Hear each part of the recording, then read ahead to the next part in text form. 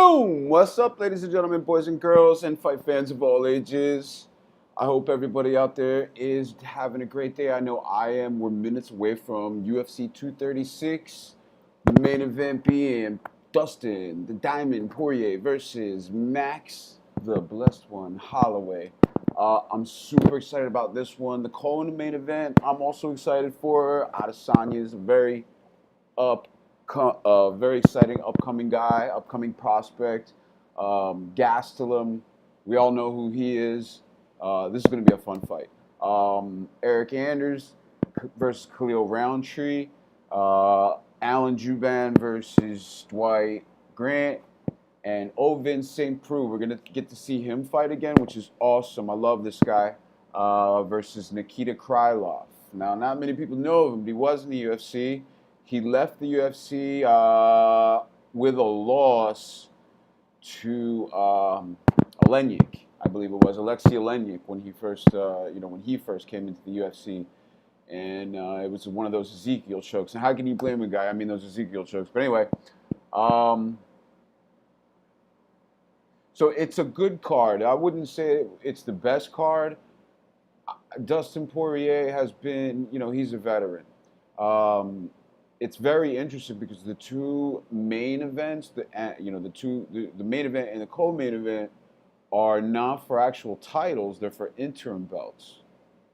And I'm pretty sure in the news recently, all they talked about was how the UFC wants to do main events only with belts involved. So having an interim belt, I guess, kind of qualifies, but at the same time, it doesn't because, everybody really wants that belt. The fans have to pay a lot of money to see these, so there should be maybe a little bit more on the line, I think, than there is. But make no mistake, the Holloway versus Dustin Poirier. There's a lot on the line on this one. It's interesting to me because this is Poirier's first title shot ever in his career, and he's had some ups and downs. These two have met before, all right. And a lot of people make some kind of a deal about that or a big deal about that, but I want to make a couple things clear. When that happened, I think that Poirier was on his third UFC fight. He was on his fifth professional fight, and he had won all of them. He, at the time, I think was a brown belt. I forget, but he was very good at his jiu-jitsu. And let's just say Max wasn't, because pretty quickly he got submitted, triangle, arm bar. I don't even remember what it was, but it was really quick. And it was a learning experience, too, obviously, for Max Holloway, because he won the next 3 or 4 after that. And then I think he lost to Conor McGregor. And it's another interesting thing about this. His next loss was to Conor McGregor, and then he didn't lose again. Not a single fight. Dustin Poirier lost pretty decidedly to Conor McGregor as well. And that was when he decided to move to 155. Now, his only loss, he's got some great wins in there. His only loss was to Michael Johnson, who happens to hit pretty hard. And, anything can happen in a fight. I think if you had that fight 10 times, 9 out of 10 times, Dustin's gonna win that fight. When I looked at his wins, I mean, right now he's on a tear. Right now, Dustin Poirier is on a tear. I think he feels good at 55. He just got done beating Gaethje. He just got done beating Alvarez. He has beaten Anthony Pettis before. This is a case where Conor McGregor, like him or hate him, he definitely changed these two guys. This is one of the things that I mean when I talk about he's changed the sport. After these two saw Conor McGregor in his prime, these two got better. He kind of changed the game in that regard. One thing I'd like to say about Max is he is one of the most versatile guys in the game. Like, he has he's been in there so long. Dustin as well. Dustin's been there a long time. But I believe that Max has evolved more in the game of MMA. For example, he Holloway is a purple belt, I believe, in jiu-jitsu, but he's got one of the best takedown defenses in the division. Um, the, Now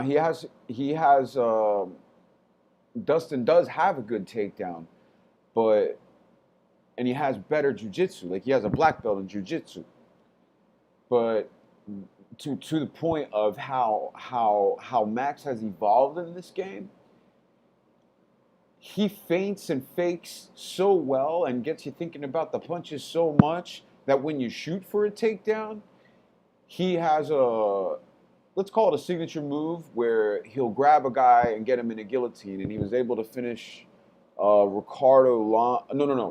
Cub Swanson and Andre Feely that way. He had them all confused with his hands and the hand speed. And they went for the takedown, and the fight IQ of Max Holloway, it cannot be overstated.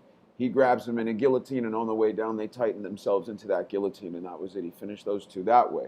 So you run the risk of running into one of Max's signature moves if you go for a takedown, in my opinion.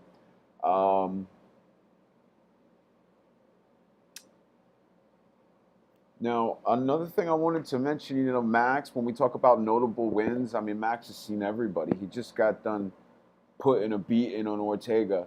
Like the poor guy stole something.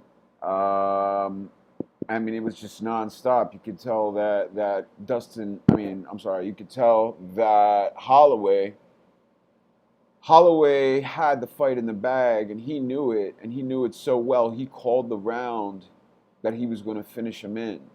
But also, when you hear him in the fight interviews after that, he talks about how he felt bad for the amount of damage, that he was taking.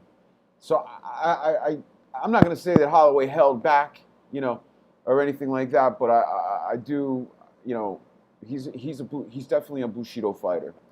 Let's put it like that. And I think he could have finished him some way, maybe, but he made an exciting fight for all of us. He beat Aldo twice. He's also beaten Anthony Pettis. So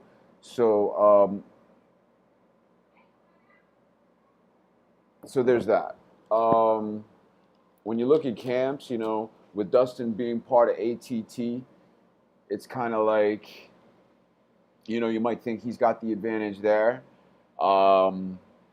Poirier's got great feints, some of the best feints in the business, great timing, but I believe he's sloppy with his combinations. He swings wide, and you just can't be sloppy with a guy like Holloway. I mean, he's razor sharp in there with his combinations and mixing it up, and he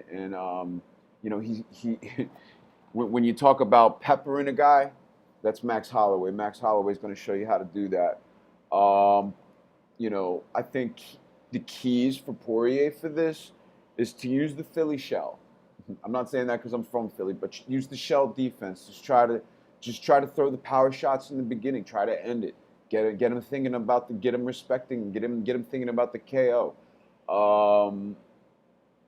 Maybe he'll shoot for a takedown, and then you could use your Brazilian black belt jiu-jitsu and end it right then and there. But of course, that's what he's known for. Dustin's known for his quick starts, where he throws high volume in the beginning rounds, not so much power. He leaves that for the later rounds. He throws the power punches, in my opinion, into the later rounds. And then, like I said, maybe just in the later rounds, he might find a way to catch Max Holloway in one of those, another slick Brazilian black belt Brazilian jiu-jitsu move that he's got a black belt in it. So, and he has been at 55 for a while. He seems to be the thicker guy, right? but he's got a short. What is it? Let me look at the notes here because that was weird. He seems to be the thicker guy, but he's got a longer reach, but he's shorter, right? Max is taller, but he's got a shorter reach. Both of these are by 2 inches, but this is a game of inches. So, and also, not to mention, Max has definitely gotten better. He trained in jiu-jitsu a lot after his loss to Poirier. He's now at a purple belt, I believe. So, great fight, great matchup. I just don't believe that Poirier is going to be able to do what he needs to do to win this fight. I think he needs to be able to get Holloway to the ground, to the cage, and Holloway's just too slick for that. He's just too cagey. You know, he's in and out. He knows how to fly around the cage. I think he's more of an orthodox fighter, but again, he's another one that's evolved with this game. A lot of you might agree that this is more of a, if you can't switch stances in MMA nowadays, you know, you're kind of old fashioned. I mean, I think that being one way or another, it kind of hurts you. So he's very good at switching stances. I think he was one of the first to do it. And I think what he's going to do, his plan is keep him at range, and I just believe that he's got more heart, more toughness. He's got more tricks in the bag. He can fight from different angles. I think that Poirier's not going to rely on his takedowns and his best weapons, his Brazilian jiu-jitsu. I think he's going to end up in a boxing situation with him because he's got a lot of confidence coming from those last fights with Gaethje and Alvarez. So I think he is gonna stand up. Not just that, Max is gonna make him stand. He's gonna keep him standing. Max loves standing, and he's not afraid to stand with him. And I think when it comes down to it, we're gonna see Max get his hand raised at the end. If I had to guess how, TKO, third or fourth round. I can say that, right? I just know Max is going to win. That's at least my prediction on that one. Now, when you look at the co-main event, we're looking at Adesanya and Kevin Gastelum. Adesanya kind of came out of nowhere as far as MMA is concerned, but the guy is an accomplished kickboxer.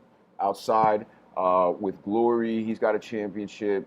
He holds the record for the most titles in King of the Ring, which was 3. So, you know, he's got, and those are tournament styles. So there's a lot to say about that, you know, about in terms of toughness.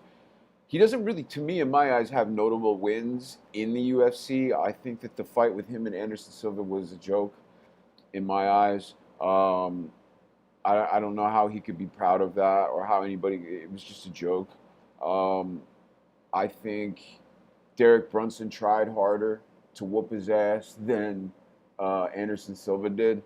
So I think his truest test was actually Marvin Vettori. Probably gave him the most trouble.